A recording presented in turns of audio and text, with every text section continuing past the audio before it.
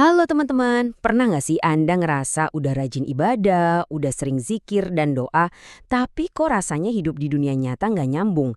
Kayak ada dua rel kereta yang jalan masing-masing, nggak pernah ketemu. Nah kali ini kita akan coba bedah bareng-bareng kenapa itu bisa terjadi berdasarkan pemikiran dari Syaiful Karim. Kalau Anda pernah ngerasa gitu, tenang, Anda nggak sendirian. Banyak banget dari kita yang kejebak di situ. Rasanya udah ngelakuin semua ritual, tapi kok rezeki kayaknya gitu-gitu aja, hubungan sama orang lain masih kusut, dan rasa damai di hati itu jauh banget. Oke, kita coba selami lebih dalam ya. Menurut sumber kita, akar masalah dari semua ini ada pada satu konsep yang namanya angan-angan kosong. Ini tuh kayak jebakan mental yang bikin kita ngerasa udah maju, padahal sebenarnya kita cuma muter-muter di tempat yang sama. Tapi tunggu dulu.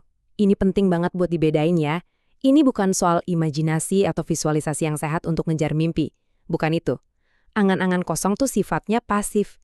Kita cuma ngayal, berharap, pengen ini itu, tapi nggak mau bayar harganya dengan aksi nyata hari ini.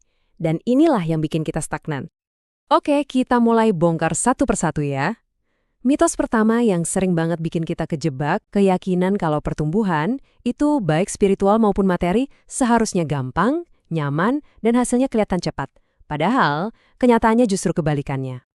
Nah, coba lihat deh perbedaannya di sini. Ini menarik banget. Hidup itu nawarin kita dua pilihan. Cuma sekedar bertahan atau beneran bertumbuh.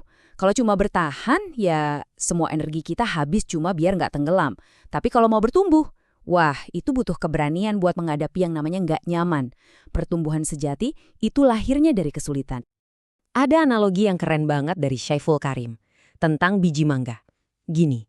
Sebelum pohon mangga bisa tinggi dan berbuah, bijinya itu harus pecah dulu. Proses yang sakit kan? Terus, yang tumbuh pertama itu bukan daun atau dahan yang kelihatan, tapi akar. Akar yang kerja keras di dalam gelapnya tanah, nggak ada yang lihat, nggak ada yang muji. Nanti, kalau akarnya udah kuat, barulah tunasnya muncul ke atas. Jadi, kalau sekarang hidup Anda rasanya lagi sulit, lagi berjuang sendirian di dalam kegelapan, jangan-jangan Anda justru lagi menumbuhkan akar yang kuat. Dan kutipan ini, wah, negasin banget poin utamanya. Kalau kita terus-terusan nyari yang nyaman aja, artinya kita cuma milih buat bertahan hidup, bukan untuk bertumbuh. Oke, kita lanjut ke mitos besar yang kedua. Siap-siap ya, karena ini mungkin bakal bikin kita mikir ulang soal ibadah kita selama ini. Pertanyaannya simple. Sebenarnya, buat apa sih kita sholat? Seringnya, tanpa sadar, kita memperlakukan ibadah itu kayak transaksi. Kita sholat, puasa, zikir, seolah-olah itu DP buat surga nanti. Padahal tujuan sejatinya itu jauh lebih penting dan relevan buat hidup kita sekarang. Tujuannya adalah untuk mengubah diri kita di sini hari ini juga. Dan ini klop banget sama hadis Nabi Muhammad yang bilang kalau tujuan utamanya adalah penyempurnaan akhlak atau karakter. Jadi ini bukan cuma soal ngumpulin poin pahala, tapi soal jadi manusia yang lebih baik. Detik ini juga. Al-Quran sendiri udah ngasih tahu kita, jelas banget. Fungsi sholat itu buat apa sih? Buat mencegah kita dari perbuatan keji dan mungkar. Jadi ukurannya bukan lagi berapa banyak rokaatnya, tapi apakah kelakuan kita jadi lebih baik setelah sholat? Kalau sholat kita nggak ngubah karakter kita hari ini, jangan-jangan kita cuma terjebak di angan-angan kosong soal tabungan akhirat, tapi lupa sama tujuan utamanya di dunia sekarang.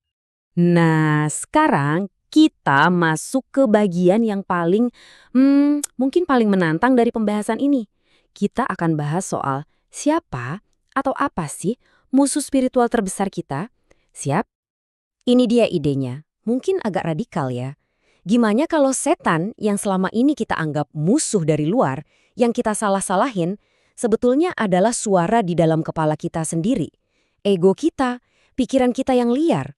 Al-Quran bahkan menyebutnya yuwaswisu fi sudurinas, yang berbisik di dalam dada manusia. Kalau bisik-bisik, artinya kan dekat banget ya. Terus apa sih yang dibisikin sama suara di dalam kepala ini? Menurut surah Al-Baqarah, dia janjiin kemiskinan dan nyuruh kita berbuat jahat.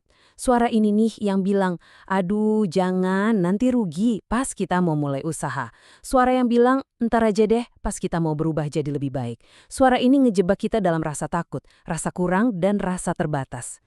Tapi di ayat yang sama ada janji tandingan. Janji dari Tuhan yang menjanjikan sebaliknya, ampunan dan karunia. atau kelimpahan. Nah, kelihatan kan? Setiap detik kita dihadapkan pada dua pilihan ini. Mau dengerin suara yang mana? Suara ketakutan dari ego kita atau suara kelimpahan dari kesadaran sejati kita? Jadi, setelah kita bongkar 3 mitos tadi, mitos pertumbuhan instan, tujuan ibadah, dan musuh dari luar, terus apa dong intinya? Apa yang bisa kita bawa pulang dari sini? Semuanya mengerucut ke satu kesimpulan yang sangat kuat. Intinya begini, masa depan itu nggak gratis. Masa depan itu nggak datang gitu aja buat orang yang cuma berangan-angan. Kita harus beli masa depan itu. Dan mata uangnya, tindakan nyata, disiplin, dan ketidaknyamanan yang kita jalani saat ini, detik ini juga. Dan inilah puncaknya. Kita nggak akan pernah bisa ngontrol pasangan kita, ngontrol ekonomi, atau ngontrol keadaan di luar sana. Mencoba melakukannya cuma bikin kita frustasi. Kekuatan yang sejati, kekuasaan yang sesungguhnya adalah kemampuan kita buat menguasai dunia di dalam diri kita, pikiran kita, perasaan kita, reaksi kita. Kalau dunia di dalam kita berubah, dunia luar pasti akan ngikutin. Jadi, pertanyaan terakhirnya balik lagi ke kita masing-masing. Setiap saat, ada dua suara yang berbisik di dalam diri. Yang satu menjanjikan kemiskinan dan ketakutan. Yang satu lagi menjanjikan ampunan dan kelimpahan. Pilihan ada di tangan kita. Suara mana yang akan kita ikuti?